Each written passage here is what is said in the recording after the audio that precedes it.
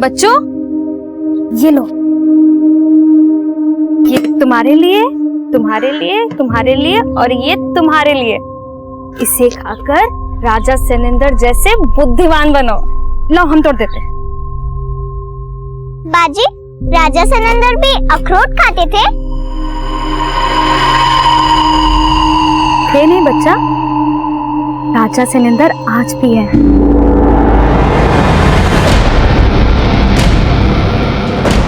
न्याय के दाता और उनके शूरवीरता के चर्चे आकाश और पाताल लोक में बहुत चर्चित हैं, लेकिन वो रहते यही हैं, धरती लोक पर। धरती लोक पे? पर कहाँ? राजा सैनेंद्र जब गश्त पे निकलते हैं ना, तो सारे दुष्ट कपटी ऐसे थर थर करके कांपते हैं उनसे, जैसे आंधियों पे पेड़ों पत्ते कांपते हैं ना, सर सर सर, एकदम वैसे। और राजा सैनेंद्र के पास जो तलवार है, एक जादुई तलवार है। पर बाजी, राजा सैनेंद्र की जादुई तलवार जादू क्या करती है? राजा सैनेंद्र की जादुई तलवार पापियों के सर गायब करती है।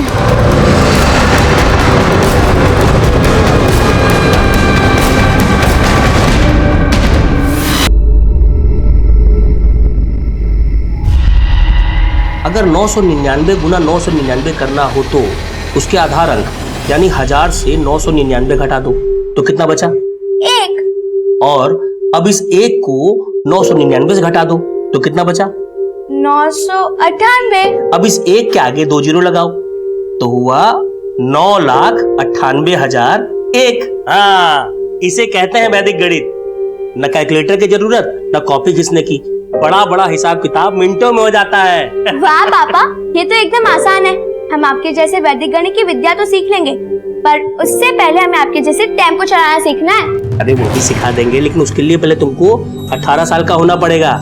ज्यादा सर पर मत चढ़ाओ इसे, लक्षण ठीक नहीं है इसके। सब ठीक है, तो हमेशा इससे मुंह फुलाए रहती है, पता नहीं कहाँ है। हम मुंह फुलाए रहते हैं मतलब? तो कहाँ है? मुंह तो फुलाए रहती है। पापा रुकिए, मम्मी हमको बस बस हमको मक्खन मत लगाओ, हम तुमको अच्छे से समझते हैं।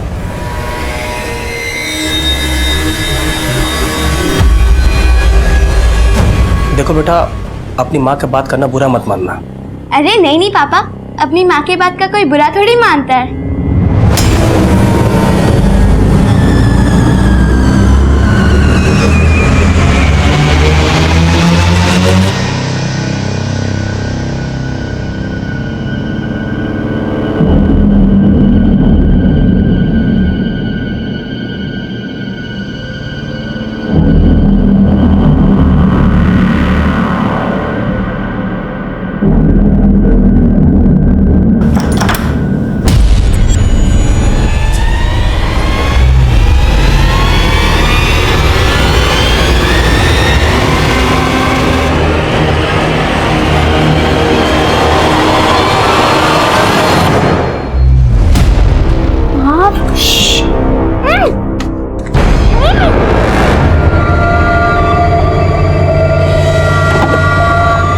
मीनू,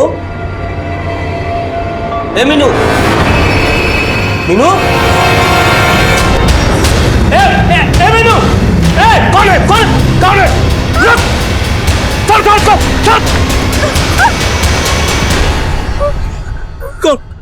कौन था बेटा? अरे मैं कह रही हूँ ना, इसके लक्षण ठीक नहीं है। देखो मुंदेली, तुम बकवास मत करो। बेटा तुम डरो मत, चलो घर।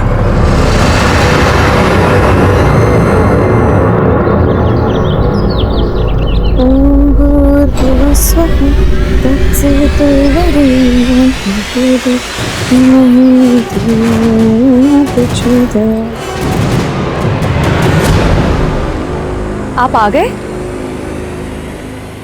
रात भर कहाँ थे? हमारी छोड़ो, अपनी बताओ, तुमने किसके साथ रात भर गुलछर्रे उड़ाए हैं? रोज रोज वही बात। एक बच्चे के बाप बन गए आप, फिर भी हम पर शक करते हैं। ज्यादा भोला बनने का नाटक मत कर हमसे, हमें अच्छे से पता है क्या चीज है तू। आप हमसे ऐसे बात नहीं कर सकते। ऐसे ही कर सकते हैं, ऐसे भी कर सकते हैं। कुछ नहीं, सुनिए जी। क्या हुआ? सुनिए, कुछ नहीं बाबू, कुछ नहीं। ये बस करिए, काहे रोज रोज एक ही तमाशा करते हैं आप? ये रुकिए, मैं हमारा बीवी है। और राजा साहब, ये क्या रोज रोज का तमाशा लगा के रखे हुए हैं? और बहू पर क्या हाथ उठाया? हमारा बीवी है, उसको मारते हैं तो आपको काहे मिर्ची लगता है? देखो, ये रुआब तब दिखाना जब कमाने का औकात हो जाए, समझे? साला निकम्मा मुफ्त का खाता है और अकड़ राजाओं जैसा दिखाता है। राजा तो हम ही हैं, हैं?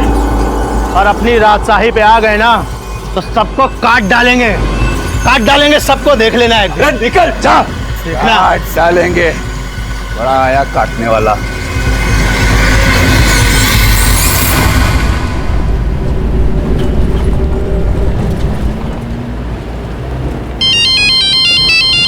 रुको पापा, मैं आपको फोन उठा के देती हूँ। हेलो।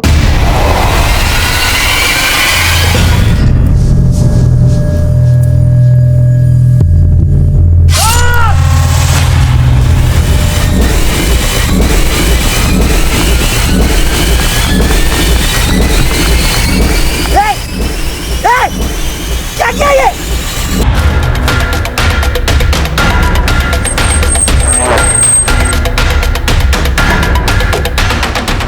तुम्हारे पति को मार डाला तूने। मेरे साथ क्या किया ऐसा? छोड़ी। एक मिनट मैडम, आप इसकी बोली शक्ल पे मत जाइए।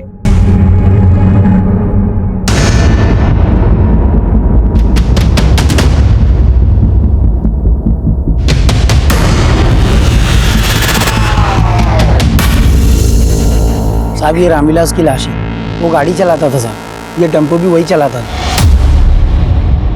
साहब। हम लोग वहाँ पर काम कर रहे थे उस तरफ साहब, हम लोगों ने जोर से चीखने की आवाज़ सुनी। हम लोग जब तक यहाँ पर भाग कर आकर देखा तो रामविलास की बॉडी पड़ी हुई थी और उसकी बेटी वहीं बगल में बैठी हुई थी और साहब उसके हाथ में तलवार भी थी।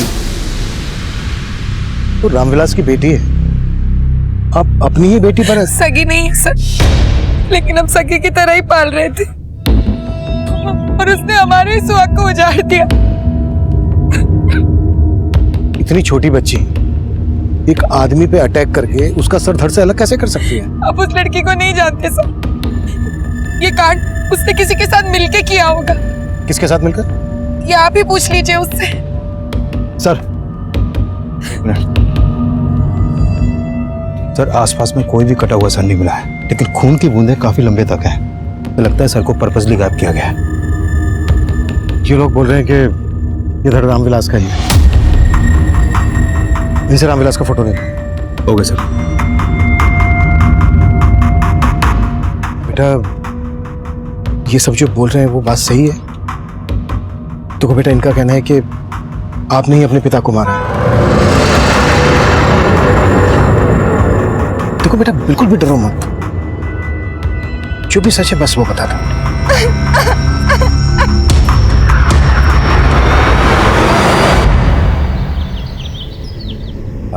ले बेटा बंटी, थोड़ा और ले बेटा, थोड़ा और खा ले। अरे बंटी बेटा, थोड़ा थोड़ा। पापा, वो हमको ना जतिन भैया के साथ रहने में जम नहीं रहा है। संगीता भी पेट से हो गई अब, और हम। अरे वाह नवीन, क्या तारीफ कर रहे थे हमारी, हैं?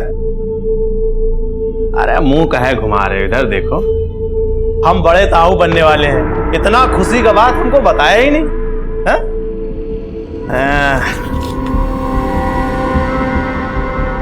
ये लो, अरे रख लो। हाँ, क्या बोले थे?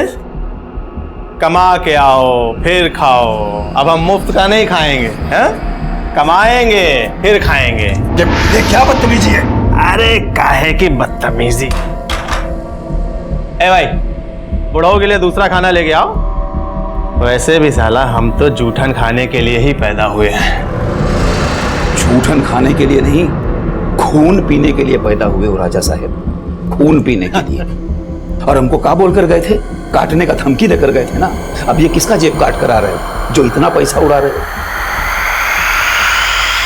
मीनू ने हत्या की, नहीं आपने देखा ना गांव के किसी और आदमी ने।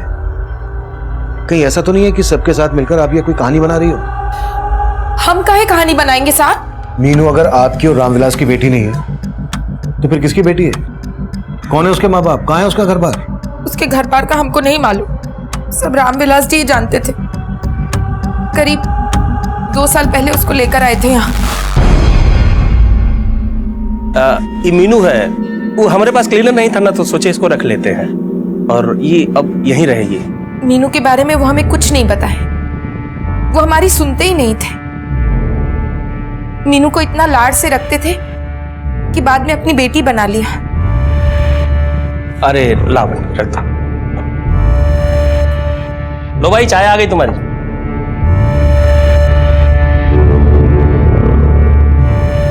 देखो अब ये भी आ गई तुम्हारा हाथ बटाने के लिए। देख बुंदेली, हमारे कोई संतान नहीं है, क्यों ना हम इसे गोद ले लें? बहुत अच्छी लड़की है ये।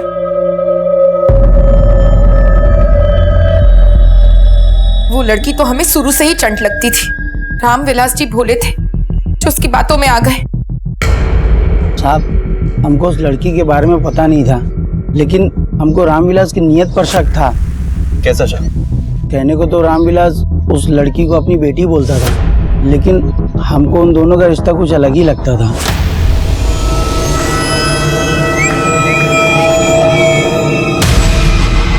अच्छा, ये रामविलास मीनू को लाया कहाँ से था? साहब मीनू कहाँ की है ये तो हमें नहीं मालूम, लेकिन पिछले 15 दिनों से एक आदमी लगातार यहाँ आ रहा था। मीनू को अपने साथ ले जाने की कोशिश कर रहा था और उस दिन रामविलास जी ने उस आदमी को धक्के मार के घर से निकाल दिया। भाग जा, भाग। आगे से दिखा तो काट कर देंगे। अब मीनू के साथ कोई रिश्ता नहीं तुम्हारा। भाग, आ यहाँ से, भाग।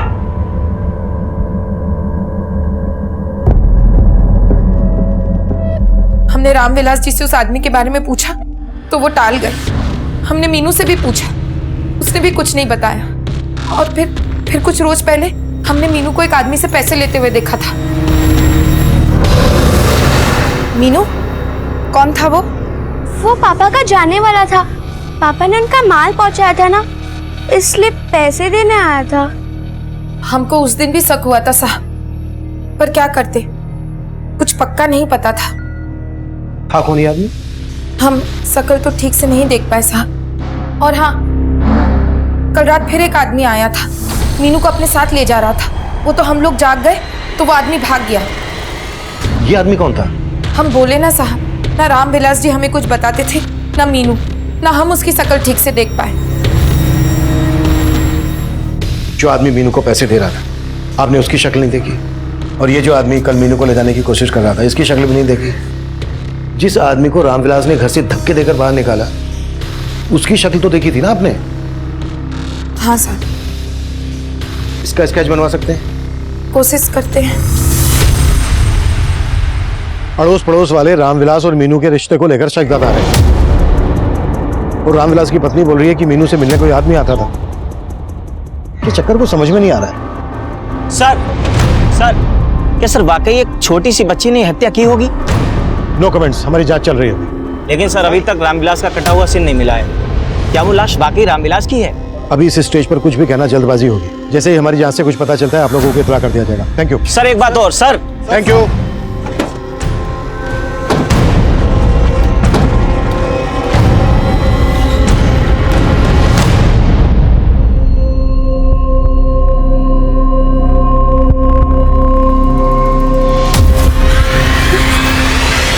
अपने पापों का प्रायश्चित कर लो पहले, समझ गई ना? और अपना ही सम्मोहन शक्ति हम पे आजमाने का कोशिश मत करो। छोड़िए हमें, छोड़िए, छोड़िए। पापा जी, पापा जी। पापा चिल्ला रहे, हमको और जलाओ मत। छोड़िए। अबे तू चिल्ला चिल्ला के हमारे कान में दर्द काहे कर रहा है? बच्चे के साथ यही सब कुछ करना था तो पैदा काहे किए रे? पैदा काहे किए हैं? अगर आपने पापा जी पे हाथ उठाया ना तो हम भूल जाएंगे कि आप हमारे पति हैं। तुम तो पहले भी भूल चुकी थी कि हम तुम्हारे पति हैं।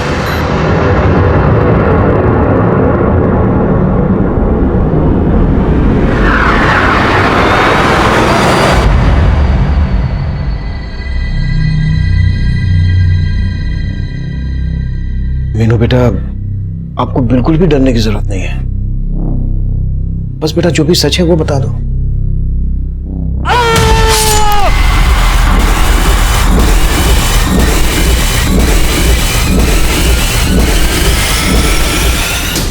कौन था वो? हमको नहीं मालूम। देखो बेटा, रामविलास की पत्नी बुंदेली ने हमें बताया कि ये आदमी आए दिन आपसे मिलने आता था। इसको तो जानती होगी ना, कौन है ये?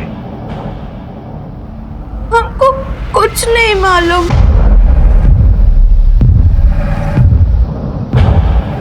ओके बेटा, कोई बात नहीं।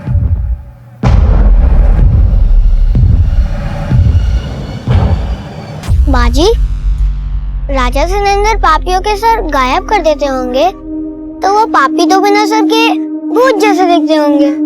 ये भूत भूत कुछ नहीं होता है, समझे? अच्छा, तो राजा सिलेंडर कैसे दिखते हैं? उनका फोटो है क्या आपके पास? राजा सिलेंडर? राजा सिलेंडर है ना बहुत। अच्छा बच्चों, अब बाकी ये कहानी है ना हम आपको बाद में सुनाएंगे। भाई मेवे भी तो बेचने जाना है।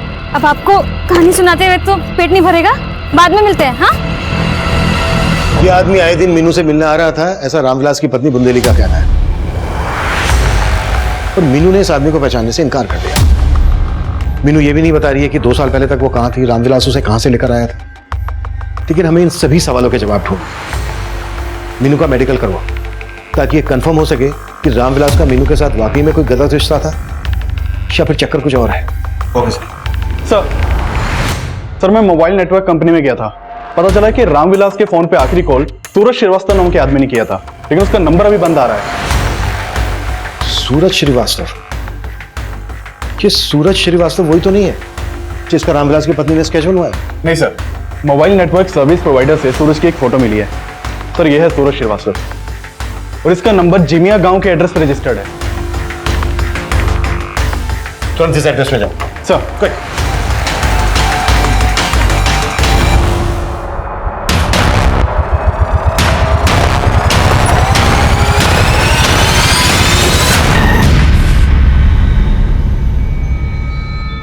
ए भाई सुनो, ये सूरज श्रीवास्तव का घर है ना?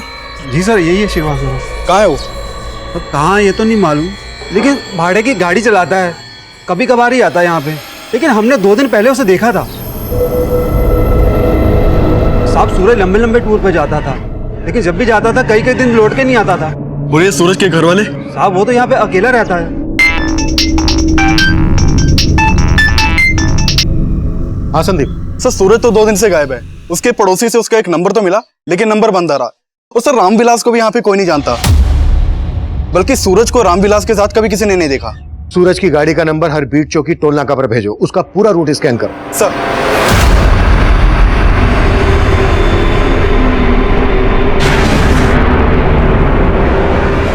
सर मीनू की मेडिकल रिपोर्ट आ गई है और रिपोर्ट में सामने आया है कि मीनू सेक्सुअली एक्टिव थी।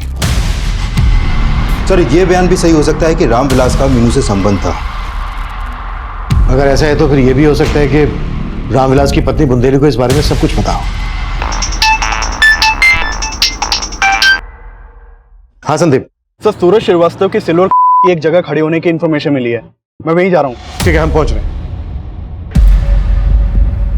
आइए भोलेनाथ जी, बैठिए, हिचकिचाइए मत, बैठिए। आपके बिना बोले ही हम आपकी सारी समस्याएं जान जाएंगे। वो कैसे?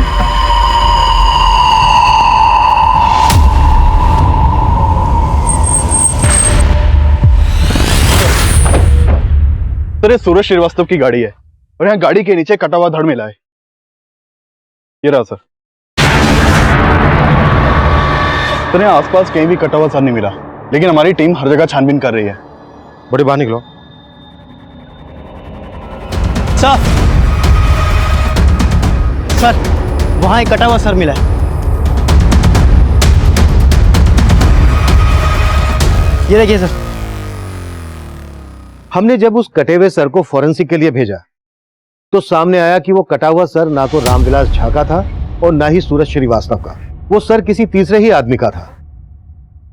काफी तलाश करने के बावजूद हमें ना रामविलास झा का सर मिला, ना सूरज श्रीवास्तव का, लेकिन जल्द ही हमें एक तीसरा धड़ भी मिल गया।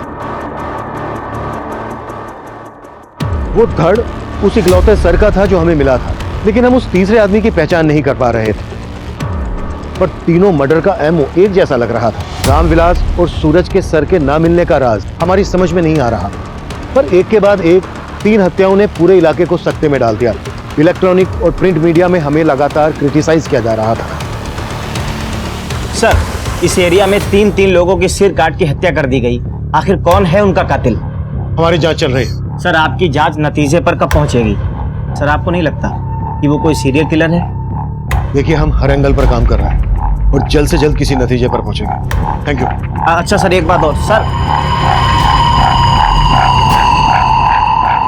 सर जिस आदमी का स्केच रामविलास की बीबी बुंदेली ने बनवाया था उसकी पहचान हो गई है। सर, रामविलास के कॉल रिकॉर्ड में एक राजेश नाम के आदमी का नंबर मिला है। इस राजेश का फोटो इस स्केच से मैच करता है सर, लेकिन इसका फोन नंबर भी बंद है। इसका नंबर किस एड्रेस पर रजिस्टर्ड है? सर, मोतिया गांव के एड्रेस पर रजिस्टर्ड है इसका नंबर। मैंने मोतिया गांव पुलिस को इसके एड्रेस पर भेजा है। और सर, सूरज के कॉल रिकॉर्ड में एक नीलिमा नाम की औरत का नंबर मिला है। सर, ये सूरज नीलिमा को काफी कॉल करता था। सर, हो सकता है नीलिमा से मिलकर सूरज के बारे में कुछ पता चले।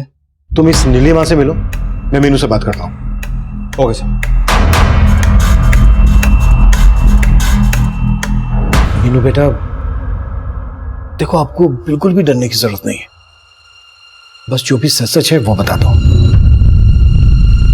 बेटा, क्या आपके साथ कोई जबरदस्ती करता था?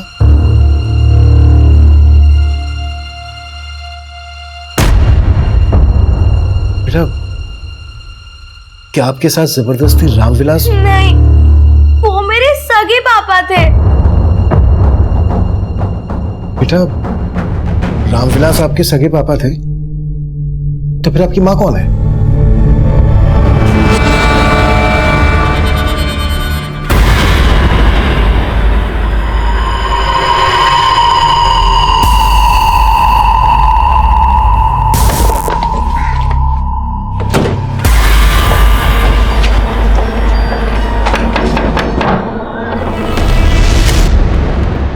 जी सर।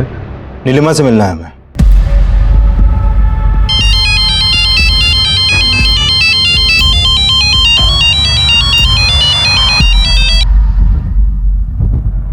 हेलो पापा।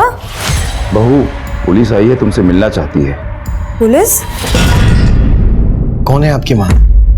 क्या नाम है आपकी माँ का? वंदना। मैं उनके साथ मोतिया गांव में रहती थी। मोतिया गांव? हाँ, पर पापा मेरे साथ नहीं रहते थे, वो कभी कभी आते थे।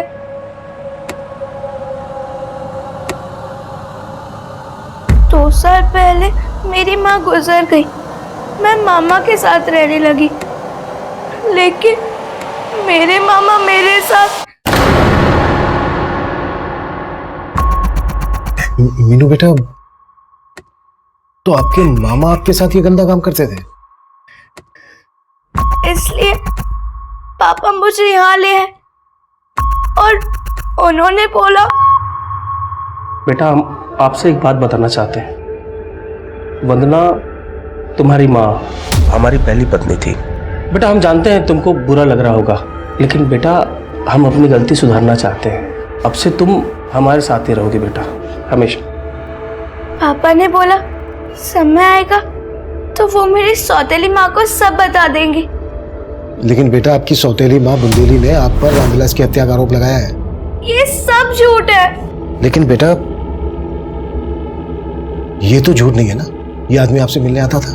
बोलो, कौन है ये? ये मेरे मामा है और यही आकर मुझे ले जाने की कोशिश करते थे।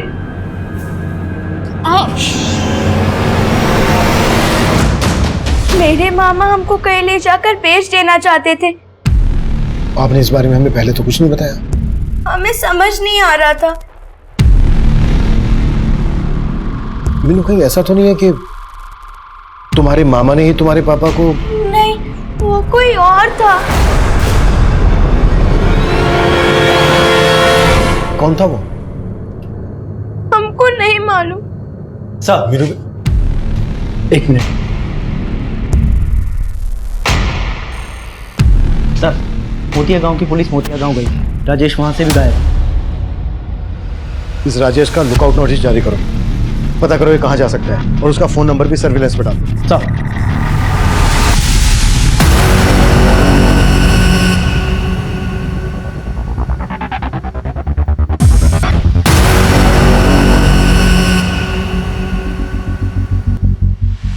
इतना टाइम हो गया, नीलिमा आई क्यों नहीं अभी तक? 20 मिनट में आएगी ऐसा बोला था। आ जाएगी साहब, पर आप लोग कुछ बता क्यों नहीं रहे? संदीप, फोन लगाओ नीलिमा को। सर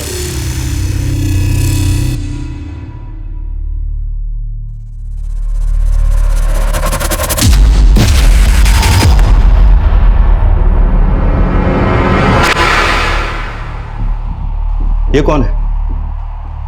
ये हमारा बेटा है जतिन, नीलिमा का पति। अभी कहाँ गया जतिन?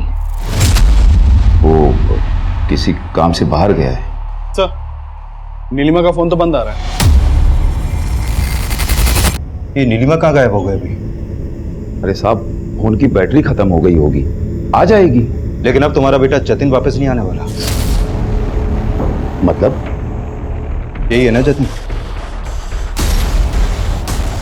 अब बोलती क्यों बंद हो गई? इसकी लाश हमें 5 दिन पहले मिली है और आप बोल रहे हैं कि जतिन कहीं गया है अभी? हाँ, मैं तो यही बोल के गया था साहब, पर ये बंद कीजिए। अब आपसे थाने में चलकर बात होगी। साहब, मीनू जरूर कोई नई कहानी बना रही है। वो रामविलास जी की सगी बेटी हो ही नहीं सकती। ये सब बोल के वो हमारे मरे हुए पति को बदनाम कर रही है। हमने मालूम किया है, रामविलास अक्सर मोतिया नगर जाया करता था, जहाँ मीनू की माँ वंदना रहती थी। अरे साहब, हमारे पति टेम्पो चलाने पता नहीं कहाँ कहाँ जाते थे। आप मीनू की बातों में मत आइए।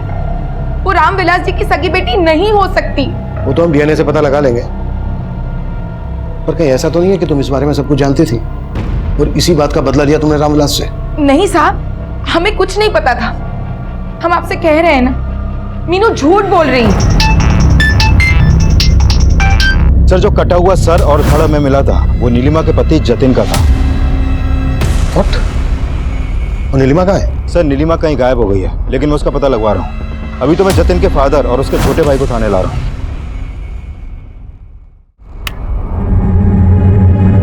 एक एक करके राजा सैनेंद्र ने कई सारे पापियों का संहार कर दिया।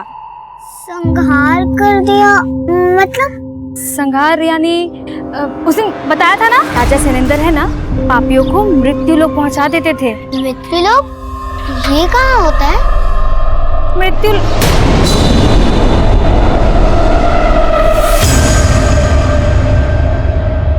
5 दिन पहले जतिन भैया अपनी बीवी से झगड़ा करके निकले थे घर से। उसके बाद से हम उनको देखे नहीं है दोबारा। इसके अलावा हमको कुछ मालूम नहीं है। जतिन की मिसिंग कंप्लेंट क्यों नहीं फाइल करवाई? हमको आभास ही नहीं था कि उसके साथ। ये रो के मत दिखा। जतिन की बीवी नहीं मारा है ना जतिन को? नहीं साहब, वो तो खुद जतिन की मार का शिकार थी। लेकिन जतिन किसका शिकार बना? जतिन के अलावा हमें 2 लाशें और भी मिली हैं, ये रामविलास की और ये सूरज की। सूरज के फोन पर नीलिमा की काफी बातें होती थी। ना हमें सूरज का सर मिला है और ना ही रामविलास का। नहीं साहब, आपको जरूर कोई गलतफहमी हुई है। हमारी बहू ऐसी नहीं थी। अरे जयचंद और नवीन तो कुछ नहीं उगल रहे हैं, और नवीन की बीवी संगीता से भी पता नहीं चल पाया है कि नीलिमा गायब कहाँ है। सर, नीलिमा के बारे में एक चौंकाने वाली बात पता चली है। नीलिमा सम्मोहन करती थी। सम्मोहन? जी सर, और नीलिमा के ज्यादातर क्लाइंट्स मेल थे। सर, रामविलास नीलिमा का क्लाइंट था या नहीं ये तो कंफर्म नहीं हो पाया, लेकिन सूरज श्रीवास्तव नीलिमा का ही क्लाइंट था। सर, कहीं ये नीलिमा सर गायब करके वाकई में कोई तंत्र मंत्र तो नहीं करती?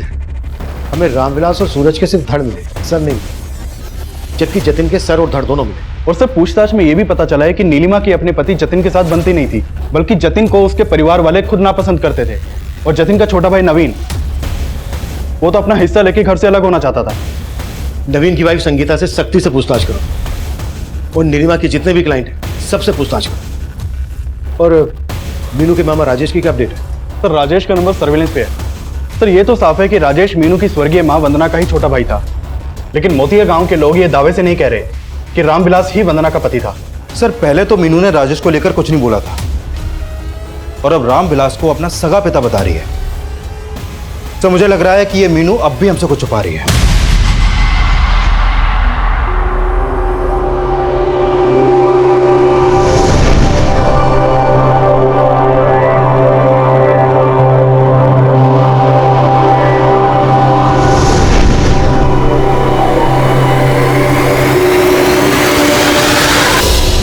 नीलिमा ने आखिरी फोन आपको किया था। अब ये बताओ नीलिमा कहाँ है? वो सर, हम उसको अपने घर का वास्तु ठीक करने के लिए कह रहे थे बस। हाँ साहब, वो सम्मोहित ही करती थी। हम तो उससे साहब वो ज्ञान व्यान समझ के मिलते रहे, लेकिन वो औरत साहब एकदम कपटी है। तुम्हारे साथ क्या कपट किया उसने? नीलिमा के सम्मोहन ज्ञान के बारे में तेरे से बेहतर कौन जानता होगा चंचल? हाँ साहब, वो लोगों की समस्याओं का निवारण किया करती थी। उनके कपड़े उतार के, और उसके बाद उनके सर धड़ से अलग कर देती थी। यही साहब, आपको जरूर कोई गलतफहमी हुई है, किसी ने कान भरे हैं आपके। पता है तेरी छोटी बहू संगीता ने इस बारे में क्या कहा है? साहब मुझे नहीं पता उन्होंने क्या किया, लेकिन जेठ जी को लगता था कि उनका बच्चा उनका नहीं है। मतलब कि उनको शक था कि नीलिमा का हमारे ससुर जी के साथ। नहीं साहब, वो झूठ बोल रही है।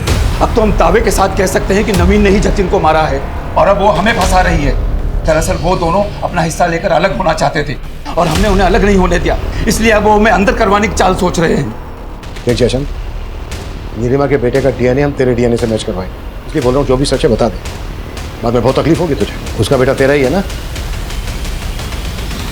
हाँ जी, लेकिन साहब। अब सफाई मत दे। नीलिमा ने रामविलास का सर गायब किया, सूरज का सर गायब किया, जतिन को मारा। ये बोल, इस सब में तू भी उसके साथ शामिल है ना? नहीं साहब, बिल्कुल नहीं। नीलिमा कहाँ है ये बोल। हमको नहीं मालूम साहब।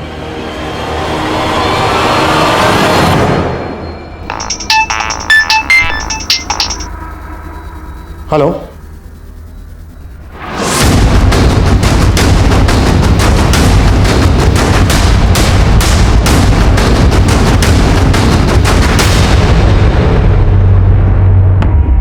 सर नीलिमा का फोन इसी एरिया में बंद हुआ था।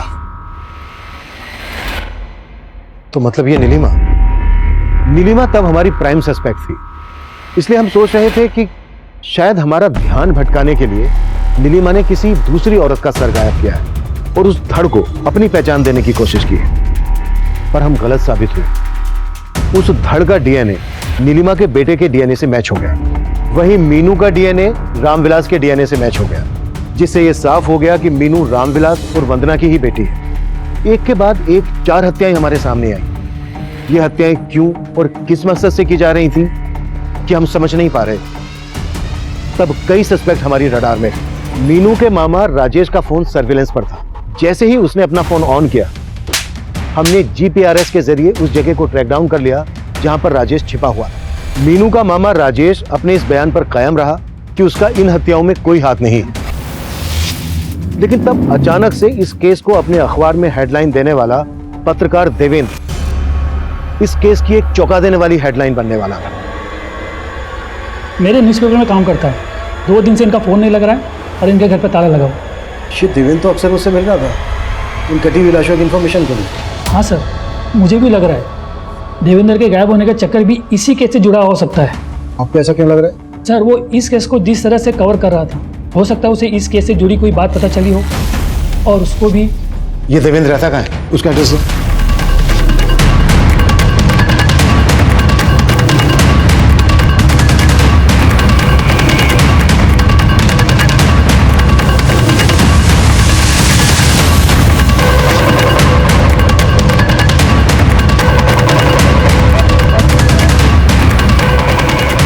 सर अंदर एक फाइल मिली है, इसमें कई सारे लोगों के फोटोज हैं और उनके नाम भी लिखे हुए हैं। विनोद मिश्रा, सुबोध अग्रवाल, सूरज श्रीवास्तव, रामविलास झा, नीलिमा त्यागी, इन सब का सर राजा सरिंदर ने गायब किया। लेकिन सर इसमें जतिन त्यागी का कोई फोटो नहीं है। और इसमें जो बाकी के फोटो हैं जिनको हम नहीं जानते, ये लोग कौन है और ये फाइलें देवेंद्र के यहाँ क्या कर रही हैं? और सर ये राजा सैनिंदर। और इसमें यह भी लिखा है कि राजा सैनिंदर कलयुग का एक राजा है। कहीं ऐसा तो नहीं है कि ये राजा सैनेंद्र देवेंद्र की स्प्लिट पर्सनालिटी है? इस देवेंद्र के बारे में सब कुछ पता करो, और जो बाकी के फोटोग्राफ इस फाइल में हैं जिन्हें हम नहीं जानते, ये फाइल और ये डायरी एडिटर को दिखाओ और पता करो ये लोग कौन है। Okay sir.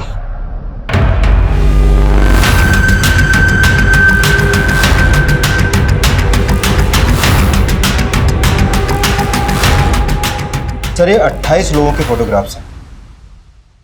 मैंने सूरज, नीलिमा और रामविलास के अलावा इन सभी लोगों के बारे में जानने की कोशिश की। सर इनमें से 13 लोगों की मिसिंग कंप्लेंट सिवान जिले के अलग अलग थाने में दर्ज हुई थी, और बाकी के बारे में कोई इन्फॉर्मेशन नहीं है सर। यानी सब गायब, और इस फाइल में लिखा है कि राजा सैनेंद्र ने सबके सर गायब कर दिए। इस राजा सैनेंद्र से जुड़ी कोई इन्फॉर्मेशन मिली? सर फिलहाल ना तो राजा सैनेंद्र से जुड़ी कोई इन्फॉर्मेशन मिली है और ना ही इस देवेंद्र के बारे में कुछ पता चला है। लेकिन सर सिवान जिले में 13 लोग जहां जहां से मिसिंग हुए थे वहां पर हमारी पूछताछ जारी है। राजेश और राजा काफी सिमिलर है। कहीं ऐसा तो नहीं है कि राजा राजेश का निकनेम है और देवेंद्र का भी इसके साथ कोई कनेक्शन है? साहब हम सच कह रहे हैं, हम किसी देवेंद्र को नहीं जानते, और ये राजा वाजा निकनेम हमारा नहीं है। हेलो,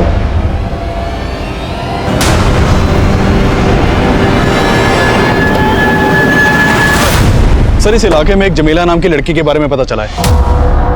वो यहाँ गली गली घूम के मेवे बेचा करती है, और सर वो गली मोहल्ले के बच्चों को राजा सैनेंद्र की कहानियां सुनाया करती है। वो गली मोहल्ले बच्चों को मैंने यहाँ इकट्ठा कर लिया है। अंकल, जमीला बाजी कहती थी कि राजा सैनेंद्र यहीं कहीं धरती लोक पर रहते हैं और वो पापियों को मृत्यु लोक में पहुंचा देते हैं। अच्छा बेटा, ये जमीला बाजी रहती कहाँ है? मालूम नहीं अंकल, हम तो उन्हें यहीं देखते थे। अच्छा बेटा, इनमें से किसी को जानते हो? हाँ, हमने उस दिन देखा था इनको। ये जमीला बाजी के पीछे गए थे। सर हमने देवेंद्र के कॉल रिकॉर्ड अच्छे से चेक किए थे, लेकिन ना तो उसमें किसी जमीला का नंबर मिला था और ना ही किसी राजा सैनेंद्र का। इस राजा सैनेंद्र का हिस्ट्री में भी कोई जिक्र नहीं है, लेकिन इस राजा सैनेंद्र का जमीला, देवेंद्र और इस केस से जुड़े विक्टिम से कोई ना कोई कनेक्शन जरूर है। सर मैंने इन सभी सस्पेक्ट के बैकग्राउंड खंगाले, जो भी सामने आया उससे तो यही लग रहा है कि ये राजा सैनेंद्र सिर्फ देवेंद्र और जमीला से ही कनेक्टेड है।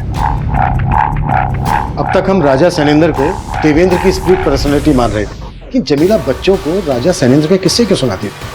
कि राजा सैनेंद्र कोई है या नहीं, इसका अभी तक कोई ठोस एविडेंस तो नहीं मिला है।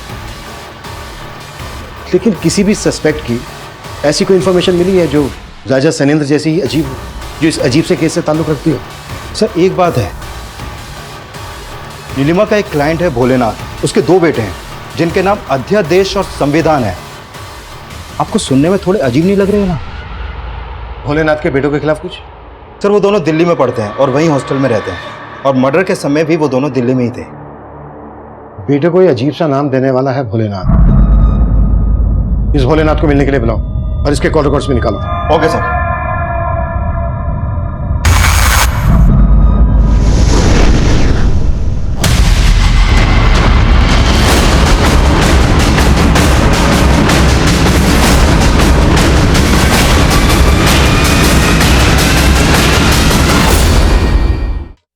ये जानता है इसको?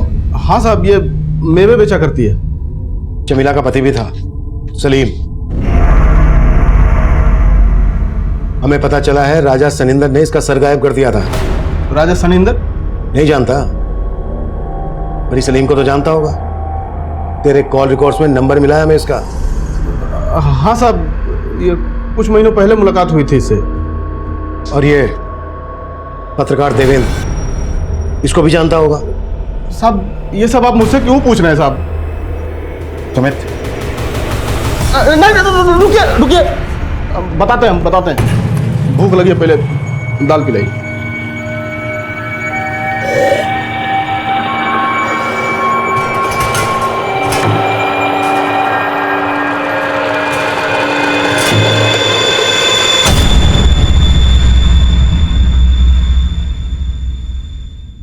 भर गया साहब पेट। चलिए दिखाते हैं कहाँ है राजा सैनेंद्र।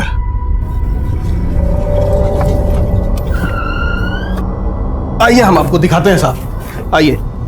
ये देखिए राजा सैनेंद्र का पहला इंसाफ।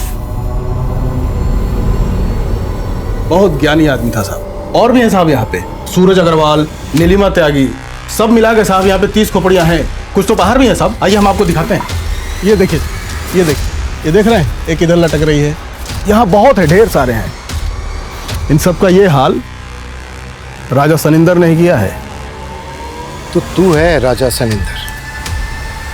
हाँ साहब, जब हम बच्चे थे ना तो सब बोलते थे हम मंदबुद्धि हैं।